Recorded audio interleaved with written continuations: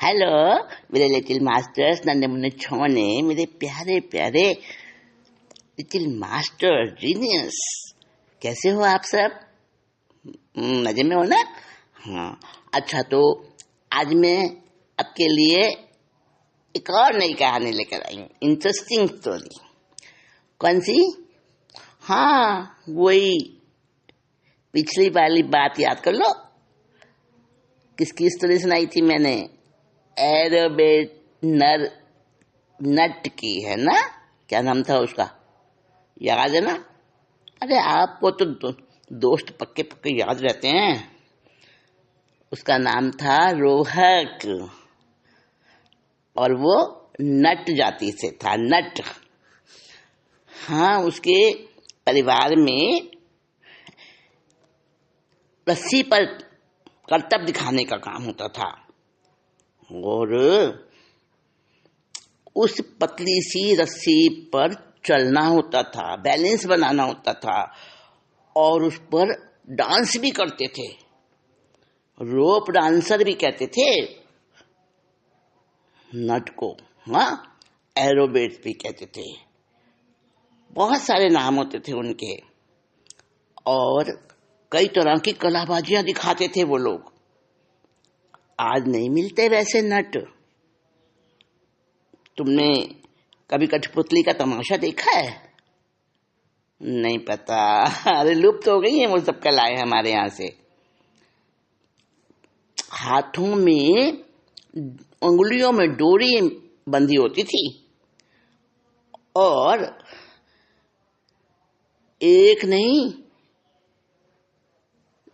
10-15 कठपुतलियों को एक साथ नचाते थे, बस उंगलियां हिला हिला के। और ऐसा लगता था जैसे कि वो कठपुतलियां जो लकड़ी की बनी होती थी, काठ की ना, और बड़ी सजी धजी सुंदर गहने कपड़े पहनाए हुए होते थे उनको। और वो जो उनका नट सूत्रधार होता था ना, वो अपनी अंगुली के इशारे से उनका हलन चलन करवाता था, और साथ में डायलॉग खुद बोल पा जाता था। ऐसा लगता था जैसे कि वो कठपुतलियां ही डायलॉग बोल रही हैं, और लोग हंसते हंसते लोटपट हो जाते थे। ऐसे तमाशे दिखाते थे। आज नहीं रही वो सारी कलाएं। तो ऐसे ही नट की कला भी आज लुप्त हो गई है। वो नट कितना बुद्धिशाली था, नटपुत्र रोहक। हाँ, उसके बारे में मैंने आपको थोड़ा सा परिचय दिया था। अब थोड़ा और परिचय दे दूं धीरे धीरे, है ना? किसी से हम मिलते हैं तब उसका इंट्रोडक्शन करते हैं। पहले नाम पूछते हैं उसका, फिर उससे पूछते हैं भाई आप कहाँ रहते हो, रेजिडेंस कहाँ है आपका, आपकी फैमिली में कौन कौन है। हाँ, ये सब तो मैंने आपको बता दिया। उज्जैनी नगरी के पास में एक गांव था, और उस गांव में वो रोहक अपने पिता भरत के साथ में रहता था। पिछली बार एक इंसिडेंट सुनाया आपको, जो भरत अपने फादर के साथ में गया था ना नगरी में। वहां उसने पूरी नगरी का नक्शा रेत से, नदी के किनारे जो रेत होती है, कभी तुमने घरौंदे बनाए होंगे ना रेत से? पता नहीं मुझे, शहरों में तो ये सब चीजें सपने हैं, लेकिन गांव के बच्चों को ये सारे खेल आते हैं। हाँ, तो रोहक की बात चल रही थी। रोहक के बारे में एक आपको ऐसी बात बताऊं जो थोड़ा सा आपको तकलीफ देगी वो बात, पर आपका तो दोस्त बन गया ना रोहक, तो दोस्त की तो तकलीफ दूर करना, उसकी तकलीफ को सुनना जरूरी होता है ना। अब पक्की पक्की फ्रेंडशिप हो गई है ना उससे। हाँ, तो रोहक की क्या बात है, एक बड़ी दुखद घटना उसके जीवन में घटी थी कि जब वो बहुत छोटा सा था, कितना बताऊं, होगा 5-7 साल का। तो उसकी माँ बहुत बुरी बीमारी, असाध्य रोग ऐसा लग गया था, उसकी माँ को इलाज भी कराया, जो भी उपलब्ध था, पर वो नहीं बच सकी और वो मर गई। उसका देहांत हो गया, एक्सपायर हो गई। उस समय रोहक बहुत छोटा था। माँ का जो कुछ भी क्रियाक्रम वगैरह जो रीति रिवाज के अनुसार किया, अब वो रोहक भी उस समय छोटा था, उसका पिता भी बहुत यंग एज में था, पत्नी मर गई, क्या करे। अब वो बहुत छोटा बच्चा बिना माँ के कैसे रहता। उसके परिवार मित्रों ने सबने सलाह दी, भरत, कौन था भरत, याद है ना, रोहक का पिता। तो भरत की पत्नी चल बसी थी, तो भरत को दूसरे उसके इष्ट मित्रों ने, परिवार वालों ने, जान पहचान वालों ने, सबने कहा देखो भाई, तुम्हारी भी अभी छोटी उम्र है और सबसे बड़ी बात है तुम्हारा बेटा बहुत छोटा है अभी, इसको माँ के बिना कौन पालेगा, तो तुम्हें भी सुख हो जाएगा, काम से आते हो, रोटी बनाते हो, बच्चे को संभालना, सब कुछ करना, कपड़े धोना, घर की सफाई, बहुत सारे काम होते हैं, और तुम क्या क्या करोगे अकेले, इसलिए शादी कर लो, दूसरी शादी कर लो। भरतनाट्य ने इनकार कर दिया। उसको लगा न मालूम स्टेप मदर कैसी आए, मेरे बच्चे को प्यार करे ना करे, तो उसने जो है ना मना कर दिया। सबने समझाया कि देखो सारी स्त्रियां खराब नहीं होती हैं, हम अच्छी सी कोई अच्छे स्वभाव वाली ऐसी लड़की तुम्हारे लिए ढूंढ के लाते हैं जो तुम्हारा घर संभाल लेगी, बच्चे को भी प्यार देगी, ममता देगी, और तुम्हारा सब कुछ जीवन अच्छा बन जाएगा। बहुत उसको काफी समझाया भरत को, नट को, और लड़की भी उन्होंने ढूंढ ली, और फिर शादी हो गई। और भरत को कहा गया कि ये तुम्हारी माँ है, रोहक को कहा गया ये तुम्हारी माँ है। अब रोहक अपनी माँ को पहचानता था, इतना तो समझदार था ना वो। अब एक नई स्त्री को माँ स्वीकार करना एक बच्चे के लिए बहुत बड़ी चुनौती होती है, बहुत बड़ा एक ऐसा कार्य होता है, उसके लिए दिमाग को, दिल को तैयार करना पड़ता है, और छोटे बच्चे में तो उतना सब कुछ नहीं होता। तो फिर भी एक नई स्त्री घर में आई, घर की साफ सफाई होने लगी, घर ठीक से चलने लगा, खाना बनाया मिलने लगा, बहुत सारे कामों की सहूलियत सुविधा हो गई। और भरतनाट्य यानी रोहक का पिता, उसको भी लगा कि हाँ जीवन थोड़ा व्यवस्थित पटड़ी पर आ गया है, अच्छा किया जो दूसरा विवाह कर लिया। अब वो जो थी ना, जो नई माँ आई थी रोहक की, वो बड़ी चालू औरत थी। उसने क्या सोचा कि अगर मैं रोहक को प्यार दूंगी, अच्छे से रखूंगी ना, तो ये बड़ा होके, और जब जो भी जायदाद है, जो भी घर का वो रहता है ना उत्तराधिकार, सारा इसी को मिलेगा, और मेरे भी तो बच्चे होंगे कल को। उसने थोड़ा अपना दिमाग ज्यादा लगा दिया, और उसने सोचा कि अपने पति के सामने तो इसको मैं बड़े प्यार से रखूंगी और मेरा पति जाएगा काम करने और फिर तो मेरा राज है। अब वो रोहक के साथ में ये डबल रोल खेलने लगी। यानी जब उसका पिता घर रहता ना, भरतनाट्य जब तक घर होता तब तक वो रोहक से बड़ा बेटा बेटा करके बड़े प्यार से बात करती और बड़ा दुलार बड़ा वात्सल्य बिखेरती उसके ऊपर।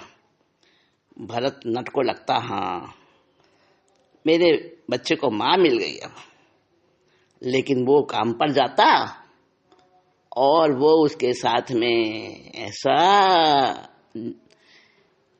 निर्दयी व्यवहार करना शुरू कर देती, उससे घर के काम करवाती, छोटे बच्चे से बहुत सारे ऐसे ऐसे काम करवाती जो उसके बस के नहीं होते। छोटा बच्चा कितना कर सकेगा। और उसको डांटती, गुस्सा करती उसके ऊपर, खाना भी ठीक से नहीं खिलाती उसको। वो बच्चा बेचारा बड़ा दुखी, क्या करे, किसको बोले। अब वो, लेकिन वो बड़ा बुद्धिशाली था। मैंने कहा ना गॉड गिफ्ट थी उसकी बुद्धि। IQ बहुत हाई क्लास था उसका। तो उसने, रोहक ने क्या सोचा कि इस मेरी माँ को कैसे मैं रास्ते पर लाऊं। उसने सोचा ऐसे ही लाइन पर आएगी। अपने पिता के पास में सोया हुआ था रात में, चांदनी रात थी, और उसने क्या किया, रोहक ने, छोटा सा बच्चा था उस समय, 7-8 साल का बच्चा क्या होता है, और उठा और नींद में रात में, और कहता है पिताजी पिताजी देखो देखो देखो हमारे घर से कोई पुरुष जा रहा है निकल के, पकड़ो पकड़ो उसे। और चांदनी रात में थोड़ी सी परछाई नजर आई। वो परछाई किसकी थी? खुद भरत की ही परछाई थी वो, पर उसका इतना दिमाग नहीं चला। अरे बेटा कहाँ है, कौन है? पिताजी अभी गया है, कोई एक आदमी निकल के गया है अपने घर से, मैंने देखा। और वो परछाई जो हिलती हुई दौड़ती हुई जाती हुई नजर आई। एक होता है ना संदेह, डाउट। अब जब मन में शक बैठ जाता है ना, तो पति पत्नी का रिश्ता भी गड़बड़ हो जाता है। और उसने सोचा, भरतनाट्य ने, रोहक के पिता ने सोचा, जरूर जरूर मेरी पत्नी का कैरेक्टर अच्छा नहीं है, और ये मैं इधर सोया हूं और ये अंदर में किसी और पुरुष के साथ में। वह बस सोच के तो उसको बड़ा गुस्सा आया। अब कोई उसके पास सबूत तो था नहीं। उसने क्या किया, गुस्से के अंदर डाउटफुल होकर उसने अपनी पत्नी से बातचीत बंद कर दी। यानी भरतनाट्य अपनी पत्नी से विमुख हो गया, नाराज रहने लगा। ना तो ठीक से बात करता, वही बात वो पूछती तो जवाब नहीं देता, टेढ़ा मेढ़ा उल्टा सीधा, कभी गुस्से से बात बोलता। वो सोचने लगी क्या मेरी गलती हो गई, लेकिन उसको अपना कुछ दोष भी नजर नहीं आया। कोशिश करती पति को खुश करने की, लेकिन उसके मन में तो जहर, यानी शक का जहर भर गया था ना। अब वो शक का इलाज तो कहता है लुकमान हकीम के पास भी नहीं था। शक ऐसी बीमारी है। अब वो उनका जीवन ऐसे ही होता चला गया। अब वो पत्नी बेचारी दुखी रहने लगी। वो गलत तो नहीं थी ना, लेकिन उसके पति ने अपने मन में भ्रम पाल लिया था, और शरारत थी रोहक की। तो सोच विचार के एक दिन उसने कहा, बेटा रोहक, क्या बात है, तेरे पिता आजकल इतना उदास उदास गुस्से में क्यों रहते हैं मेरे से, मुझे समझ नहीं आ रहा। रोहक ने कहा, आ गई ना अकल माता जी आपको, मैंने कहा था ना मेरे साथ ठीक से रहा करो, मुझे तंग करती हो ना, मिल गया मजा। अब ये जो उसने बोला अब रोहक की माँ ने सोचा जरूर इसी का किया धरा है, पर मैं क्या करूं अब। उसने रोहक से कहा, बेटा मेरे को माफ कर दे, मैं तेरे लिए थोड़ा सा जो भी कुछ गलती मेरे से हुई है, अब मैं तुझे कभी गलती का मौका नहीं दूंगी, अब मेरी भूल को माफ कर दे, मैं तेरे से बहुत अच्छे से, तुझे कोई तंग नहीं करूंगी। उसने रोहक को कहा कि देख तूने ही किया है कुछ ना कुछ, मुझे समझ आ गया है, और तू अपने पिता को राजी भी कर दे, वो तेरे ही हाथ में है। रोहक ने कहा, फिर मेरे साथ बुरा बर्ताव तो नहीं करोगी कभी, डांटोगी तो नहीं मुझे, खाना ठीक से खिलाओगी ना। उसने कहा, हाँ हाँ बेटा, मैंने कहा ना। अब रोहक ने सोचा, अब पिताजी के मन में जो भ्रम का भूत भर दिया है मैंने, अब उसको निकाल भी दूंगा। चालाक था वो, होशियार था, हाँ IQ वाला बेस्ट दिमाग का है वो उसका। अब एक दिन फिर वो अपने पिता के साथ सोया हुआ था रात में, उस दिन भी चांदनी रात थी। वो उठा और जल्दी से कहता, पिताजी उठो उठो, देखो वो पुरुष बाहर जा रहा है अपने घर से निकल के, पकड़ो पकड़ो उसे। पिता उठा हड़बड़ा के, तो कहाँ है बेटा, देखो पिताजी वो उसकी छाया, वो दीवार पे छाया दिख रही है। और वो छाया किसकी थी, खुद रोहक की छाया दिख रही थी दीवार पे। हल्की रोशनी होती है ना चांदनी रात में, तो वो छाया सी दीवार पर दिख रही थी। अब रोहक की खुद की छाया दिख रही थी। पिता ने कहा, कहाँ है बेटा, देखो पिताजी वो छाया, वो चल रहा है, वो भाग रहा है। अरे अब उसको भरत नट को समझ में आ गया कि ये तो रोहक की छाया है, इसने पहले भी मेरे को ऐसे ही कह दिया था, मैं कैसा पागल हूं, मेरी पत्नी में तो कोई बुराई नहीं है, मैंने बिना मतलब उसके ऊपर शक किया। लज्जित हो गया वो, अपने मन ही मन शर्मिंदा हो गया, और अगले दिन से अपनी पत्नी के साथ में ठीक से बर्ताव करने लगा, और पत्नी भी संतुष्ट हो गई। और रोहक ने कहा अपनी माँ से, स्टेप मदर से, एक दिन, माँ ठीक कर दिया ना मैंने। उसने कहा, हाँ बेटा, आप देखो माँ, अब तुम मेरे साथ में ठीक रहना, नहीं तो मैं फिर से कर दूंगा गड़बड़। उसकी स्टेप मदर ने कहा, हाँ बेटा, मैं अब तेरे साथ अच्छे से रहूंगी, कभी तुझे पराया नहीं समझूंगी, और तेरे साथ में ना कोई मैं तुझे तकलीफ दूंगी, तुझे अपने बच्चे जैसा लाड प्यार से रखूंगी। अब कह तो दिया, लेकिन रोहक बड़ा होशियार था। उसने सोचा, खाना तो यही बनाती है, क्या पता मुझे खाने में कुछ मिला के दे दे, तो मुझे सावधान तो रहना पड़ेगा। छोटा बच्चा, लेकिन कितनी समझ है उसके अंदर। तो अब उसने सोचा, पिताजी के साथ ही खाना खाऊंगा मैं, तो अलग से ये मेरी माँ कुछ भी देगी ना, मैं नहीं खाऊंगा वो चीज। अब वो अपने पिता के साथ ही बैठ के खाना खाता। एक दिन क्या होता है, अब आ जाओ वाली बात, उज्जैनी नगरी का राजा शैनिक, जिसने देख लिया था, समझ लिया था कि ये छोटा सा बच्चा पहली बार नगरी देखी मेरी, पहली बार ये सिटी को देखा इसने, पहली बार गांव से नगर में आया, और मेरी इस आलीशान नगरी को, मेरे राजमहल को इसने एक ही बार देखा, पहली बार, और एक ही नजर देखा।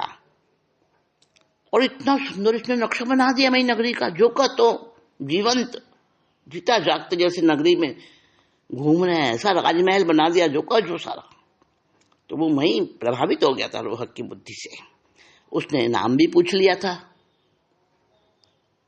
कहाँ का रहने वाला है, कौन सा गांव है, वो भी पूछ लिया था, परिचय ले लिया था। अब राजा ने क्या किया, पहले ही सोच लिया था उसने, मैं रोहक की परीक्षा लूंगा। अब राजा ने उसके गांव वालों को बुलाया, रोहक को नहीं बुलाया, गांव वालों को बुलाया।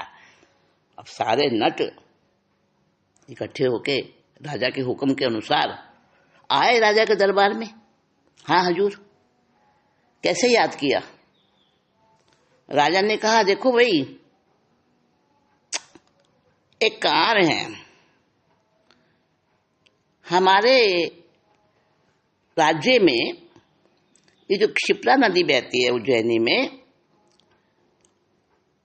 और इसके किनारे, नदी के किनारे खूब रेत है, खूब सारी रेत है।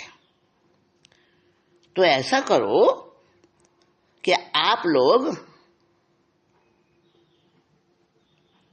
एक मोटी रस्सी बनाइए रेत की, बालू की, रेत की, सैंड कहते हैं अंग्रेजी में, SAND, सैंड, सैंड कहते हैं बालू को, रेत को सिलिकॉन भी कहते हैं। हाँ, तो रेत की रस्सी बनाइए और हम देखना चाहते हैं आप कितनी मजबूत और कैसी बढ़िया रस्सी बनाते हो, और रेत की रस्सी जल्दी से तैयार करके हमारे पास भेजो, और हमारे इस हुक्म में पूरा करने में देरी नहीं होनी चाहिए। राजा की रौबदार आवाज सुनकर, और काम क्या, रेत की रस्सी बनानी। सारे के सारे नट बेचारे सोच में पड़ गए। राजा ने कहा, क्या हालत है, एक छोटा सा काम दिया वो तुमसे? नहीं नहीं हजूर, आपने जो हमें कार्य सौंपा है हम करते हैं उसकी चेष्टा, हम कोशिश करते हैं बहुत जल्दी। और ऐसा करके सब वहां से अपनी जान छुड़ा के अपने गांव में आ गए। अब वो दिन तो बीत गया। अगले दिन सारे नट इकट्ठे होके अपनी मीटिंग करने लगे, और रोहक का पिता जो भरत नट था वो भी उस मीटिंग में शामिल था। सारे ही सोच विचार कर रहे थे क्या करें, रेत की रस्सी कैसे बनाई जाए। कभी किसी ने बनाई नहीं, कभी किसी ने सुनी नहीं ये बात, अनोखी बात। और अगर राजा नाराज हो गया तो ना मालूम क्या हम पे जुल्म करे, राजा को नाराज भी नहीं कर सकते। कैसे इस मुसीबत से पीछा छुड़ाएं, उनकी समझ में कुछ भी नहीं आ रहा था। रेत की रस्सी बनाने का कोई तरीका नहीं सूझ रहा था उनको, और सारे के सारे सोच में डूबे हुए थे। उधर भोजन का समय हो गया, और रोहक के पिता वहां बैठे हैं मीटिंग में, सबके साथ में चिंता, सबके दिमाग में चिंता सवार थी। और उसने रोहक को कहा, जा बेटा अपने पिता को बुला के ला, खाने में देर हो रही है, बहुत टाइम हो गया। रोहक गया, पिताजी घर चलिए, मां बुला रही है। भरत नट ने कहा, हाँ बेटा आता हूं, चलो अभी आ रहा हूं। फिर इंतजार करी, ऐसे करके काफी देर हो गई। आखिर बार बार बुलाने लगी जो पत्नी, तो रोहक को भेजती, जा बुला के ला अपने पिता को। अब रोहक को भी भूख लग रही थी, और पिता के साथ ही खाना खाना उसको। उसने नियम बना लिया था कि ये मेरी स्टेप मदर कभी भी अपना गुस्सा निकाल सकती है मेरे ऊपर, तो मैं पिता के साथ ही खाना खाऊंगा। तो उसको भी भूख लग रही थी, बहुत टाइम हो गया था। अब हो गया, पिताजी चलो ना घर खाना खाना। आखिरकार पिता ने कहा, अरे तेरे को खाने की लग रही है, हम सबके तो जान पे मुसीबत बन रही है। अरे पिताजी बात क्या हुई? तो आखिरकार रोहक को बताया। पहले तो कह दिया तू बच्चा है, तेरे को क्या बताएं, राजा का हुक्म है। बताइए तो सही राजा का क्या हुक्म है, पर तू क्या कर लेगा सुन के। अरे आप बताइए तो सही मुझे। रोहक ने सारे पंचों को कहा, और जानते थे, गांव के लोग एक दूसरे से परिचित होते हैं, और जानते थे कि रोहक बुद्धि का बड़ा तेज है। तो कहा कि भाई इसको बता दो। तो जो पंच थे उन्होंने रोहक को कहा, देख बेटा, राजा ने हमको हुक्म दिया है कि रेत की रस्सी बनानी है। नदी के किनारे कितनी सारी रेत पड़ी है, चाहे जितनी रेत ले लो, लेकिन रेत की रस्सी बना दो मजबूत मोटी। तो हम इस परेशानी में हैं, हमें सूझ नहीं रहा, हमें समझ नहीं आ रहा कि रेत की रस्सी कैसे बनाई जाए। और राजा का हुक्म नहीं मानते हैं तो राजा नाराज हो जाएगा। तो हम सब इसी परेशानी में उलझे हुए हैं। रोहक हंसने लगा, कहता बस इतनी सी बात। अरे भाई, इतनी सी बात कह रहा है, हमारे सबके तो प्राण हलक में आए पड़े हैं, कैसे समाधान निकले। रोहक ने कहा, अच्छा देखो, ऐसा करो, एक पत्र लिखो। उस पत्र में बड़ी अच्छी भाषा लिखी। रोहक बताता रहा और वो पंच लोग लिखते रहे। राजाधिराज, हमारे सम्राट, हमारे हृदय के स्वामी, हमारे पालनहार, हम आपकी आज्ञा को पूरा करने के लिए तत्पर हैं। बस एक बात अटक रही है, आपके भंडार में, कहीं ना कहीं आपके महलों में पुरानी रेत की रस्सी का कोई सैंपल जरूर होगा। तो हम ठहरे नट, एक्रोबेट्स, कलाबाजी दिखाने वाले, रस्सी पर डांस करके, रस्सी पर चलकर करतब दिखाने वाले, नाचने गाने वाला, यही हमारा पेशा है हजूर। फिर भी हम आपकी आज्ञा का पालन करने को तैयार हैं। तो आप हमें थोड़ा सा सैंपल, नमूना अगर भिजवा दें, आपके जरूर कहीं ना कहीं मिलेगा राज्य के अंदर। तो हम उस नमूने को देखकर और रेत की रस्सी बनाने की कोशिश करेंगे। बहुत जल्दी, जितनी जल्दी आप हमको सैंपल भेज देंगे उतनी जल्दी कार्य शुरू हो जाएगा। आप बड़ा अच्छा भाषा प्रयोग। और वो पत्र तैयार करके राजा को दे दिया गया। अब सोचो, राजा को वो पत्र मिला। अब राजा ने उसको पढ़ा, सभा के बीच में पढ़कर सुनाया गया कि नट जिनको आज्ञा दी गई थी रेत की रस्सी बनाने के लिए, उनके वहां से ये आया है कि आप एक सैंपल हमें भिजवा दें पुरानी रस्सी का। अब राजा सैंपल कहाँ से भिजवाएगा? रेत की रस्सी का सैंपल है क्या राजा के पास? तुम तो समझ गए ना। आप तो ब्रिलियंट हो, मुझे पता है। आपको तो हंसी आ रही होगी, लेकिन हंसते हंसते रोहक की उस इंटेलिजेंस को, गॉड गिफ्ट वाली इंटेलिजेंस को याद रख लेना, उसको ना भूलना। कैसी बुद्धि से उसने सबकी जान बचा दी। और राजा नाराज भी नहीं हुआ। अब ना तो सैंपल राजा ने भिजवाया, कहाँ से भिजवाता, ना रेत की रस्सी बनी, मोती नहीं है रेत की रस्सी तो भाई। और सारे गांव वालों की मुसीबत खत्म हुई। राजा चुपचाप होके बैठ गया और कहा, हाँ हाँ सैंपल तो चलो आप छोड़ो, आपको और कुछ काम बताएंगे। वो बात इधर उधर करके हवा में और रोहक की बुद्धि का सबने लोहा मान लिया। सब मान गए कि रोहक ने आज हम सबकी जान बचा दी, वरना तो आप भी सोच रहे होंगे ऐसी आईक्यू वाली इंटेलिजेंस। और बहुत सारी बातें हैं, बहुत सारी बातें हैं, इतनी सारी कहानियां हैं औत्पातिक बुद्धि की, वैनयिकी बुद्धि की, कर्मजा बुद्धि की और पारिणामिकी बुद्धि की। एक एक की, किसी की 12, किसी की 15, किसी की 27, किसी की कितनी कितनी स्टोरीज हैं एक एक की। तो सारी तो तुम पढ़ोगे तब तुम्हें पता चलेगा। मैं तो कोई कोई सुना रही हूँ। रोहक की देखो कितनी बुद्धिमानी की बात। स्टेप मदर को कैसे उसने ठीक ठाक कर दिया है ना, और गांव वालों की सबकी मुसीबत दूर कर दी।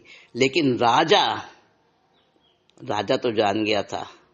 अब राजा और क्या परीक्षा करेगा रोहक की, कैसे कैसे, वो फिर से बताऊंगी, फिर कभी नेक्स्ट मीटिंग में। ओके।